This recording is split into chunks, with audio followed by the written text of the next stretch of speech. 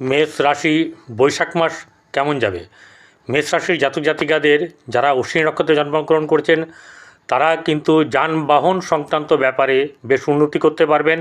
এছাড়া যারা ডাক্তার, যারা আপনার শল্য চিকিৎসক, এদের ক্ষেত্রে কিন্তু বেশ উন্নতির যোগ আছে।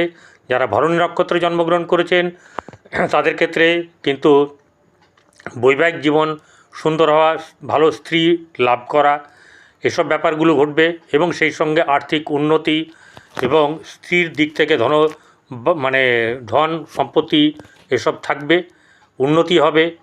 এবং যারা কৃত্তিকা নক্ষত্রে জন্মগ্রহণ করেছেন তাদের ক্ষেত্রে কিন্তু বেশ ভালো যোগ, যশ, খ্যাতি, মান, কর্মে উদ্যোগী এবং আপনারা যারা সাফল্যের জন্যে কর্ম করছেন তাদের কিন্তু খুব উন্নতি হবে এবং লাভবান হবেন। আপনারা এগিয়ে চলুন।